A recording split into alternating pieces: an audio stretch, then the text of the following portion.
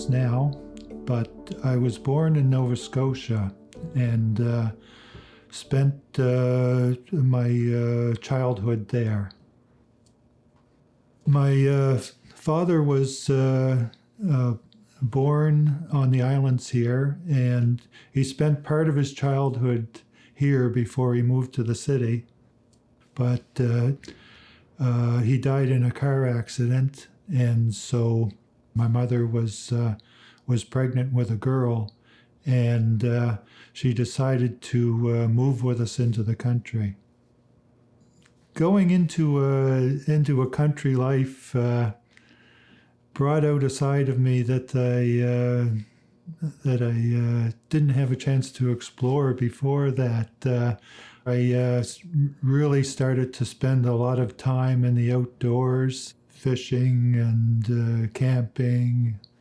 I don't know, for some reason I was always in the end drawn to the ocean. So I started with my own fishing business. In the beginning, when I started fishing, I didn't have the background. I was a greenhorn to it, and I was the butt of a lot of jokes, about whether I was going to make it or not. But within a few years, I was leading the pack most of the time, because I was going in severe weather conditions way more.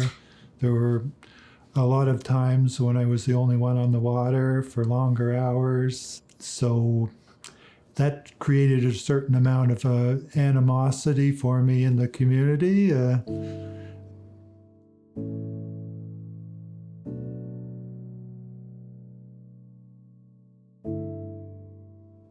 In addition to the fishery, I always felt a need to be a part of the community also. When our children were small, I was a school commissioner.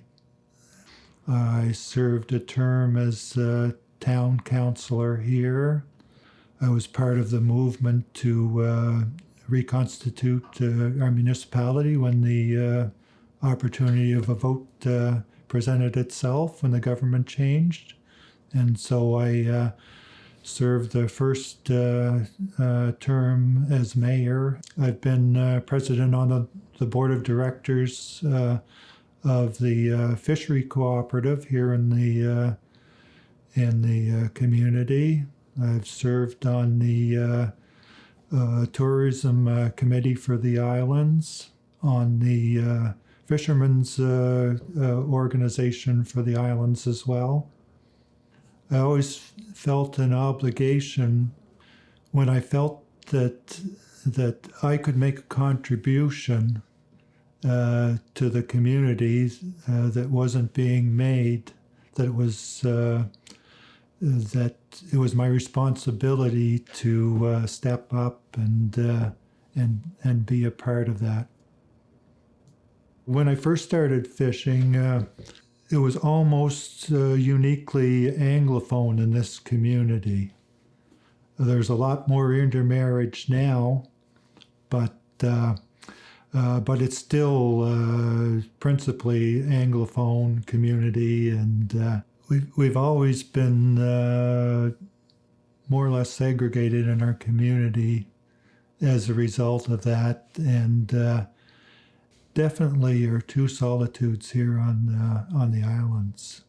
Even though there's a respect on a personal level, when it comes to really truly being involved in the other culture, for example, if you had to depend on the Francophone community for your employment, there's no way we'd be able to survive here. The social revolution in Quebec, we saw it as a political maneuver on the mainland. We didn't see our interaction with with other people in the on a personal level in the Francophone community change because of it. I think because we're on an island, we have a distinct and unique way of looking at things separate from mainland Quebec. It seems that we are an islander first and a Quebecer second.